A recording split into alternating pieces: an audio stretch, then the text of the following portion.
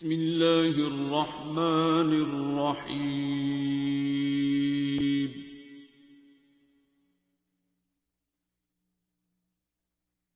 अर्रहमान।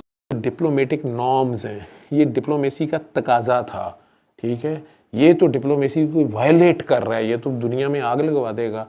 तो ये हिपोक्रेसी और डिप्लोमेसी में बस बाल बराबर ही फर्क होता है।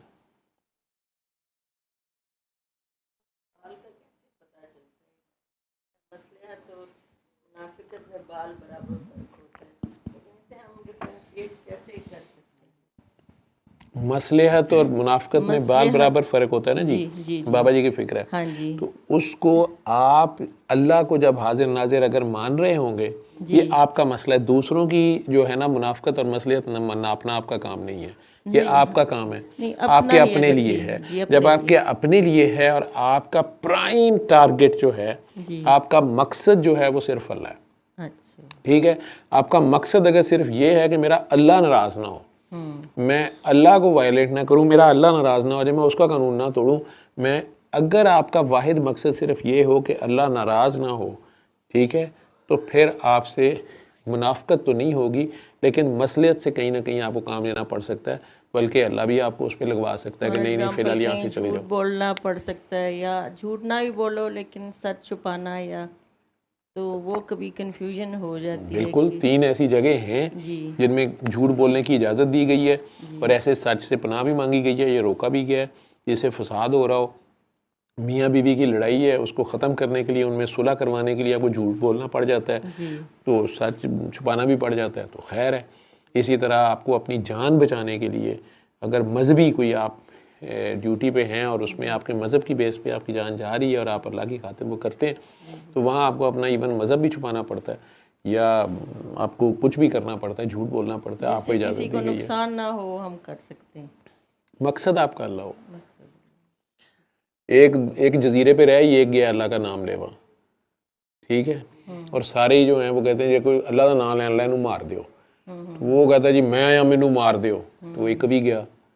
ठीक है, तो अगर उसे मसलियत का तकाजा ये है कि फ़िलहाल वो अपने को छुपा ले और अपने प्रैक्टिकल में वो पॉजिटिव रहे, ठीक है, हो सकता है वो 1 से 2 और 2 से 4 हो, ठीक है, और वो उस थ्योरी को आगे कर सके। नहीं तो अल्लाह कई बार ऐसे लोगों को सुला देता है, साबिक़ कहफ, ठीक है, वो वक्त जब गुजरता है तो आते हैं तो आगे ज़माना बदला हुआ होता है, तो उसकी अपनी हिकमत का भी कोई खेल होता है ना। कई बार किसी जगह पे वो नहीं चेंज चाह रहा होता, हमें लग रहा होता है या आप चाह रहे होते हैं कि यार ये होना चाहिए, हमारे भी यहाँ ऐसे होना चाहिए, उसकी अपनी को मसलियत का तकाजा होता है। तो वो उन अच्छी नीयत वालों को उसने पकड़ के सुला दिया और जब वो वापस आए तो उन्होंने देखा कि वसीले वसूले उसे तो नहीं चाहिए थे, लोग बदल गए हुए थे और लोग अल्लाह की राह पे थे जो वो चाहते थे। अल्लाह ने उन्हें भी दिखा दिया कि मुझे कोई मसला नहीं है, मैं किसी का भी मुताज नहीं हूँ, लेकिन जो उसका अपना गेम प्लान है चलना उसने उसी पे है। ठीक है, तो जहाँ तक मसलियत और मुनाफिकत है, ये हमने फैसला करना होता है। हम अल्लाह की खातिर हूँ कि अल्लाह, हमें पता होता है कि अंदर वो देख रहा है, उसके साथ झूठ नहीं बोला जा सकता। वो हमारी नज़र की, हमारी ख्याल की जो मुनाफिकत है उसे भी जानता है, उसने देखना ही हमारा ख्याल है, हमारी नीयत, ठीक है ना। उसमें हमारी मसलियत थी या मुनाफिकत थी, उसमें आप देखें ना कि नबी करीम सल्लल्लाहु अलैहि वसल्लम नहीं जज कर रहे थे ना, वो जजमेंटल नहीं हो रहे थे, तो उन्होंने कभी किसी को नहीं कहा कि ये मुनाफिक है।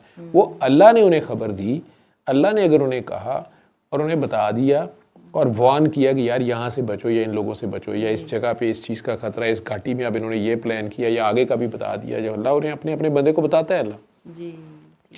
तो वो उन्होंने ज़रूर इंफॉर्मेशन दी चंद दोस्तों को, और एक को हज़रत साहबी जो एक थे उन्हें उसमें जैसे कह लें कि अपना यूँ कह लें कि राजदार बनाया, और बाकी 2-3 को उस वक़्त वो जो ग़ज़वा तबूक से आई थिंक वापस आ रहे थे, उन्हें गाइड भी किया कि इस जगह पे ये ख़तरा है और यहाँ पे तुम दोनों ने मेरे साथ रहना है और फ़लाँ फ़लाँ बंदा जो है इन्हें किसी सूरत नहीं अंदर आने देना, और सारी, लेकिन वो सारी अल्लाह की खबर से था ना। उसके बावजूद वो बंदे बाद में भी मदीना में रहे, उनके साथ ही रहे, उन्होंने उन्हें मदीना बदर तो नहीं किया, ठीक है, और अल्लाह की भी मसलियत का ये तकाज़ा था। हालांकि मुनाफिक के नसीबे में हिदायत भी नहीं है, ये भी नहीं था, ठीक है। लेकिन अब पता नहीं वो सरकार दो आलम की ऐसी हयात थी कि वो उन्हें शर्मिंदा नहीं करना चाहते थे, या अल्लाह की अपनी क्या मसलियत थी कि इवन देन वो रहे, और बाद में फिर फसाद भी सारा उधर से हुआ। हाँ जी, ये उसका अपना खेल। तो वो उसने रखने हैं ना ये बंदे भी, शैतान भी उसने खुद ही छोड़ा हुआ है, तो मुनाफिक भी उसने छोड़े हुए हैं, वो तो चलता है फिर काम।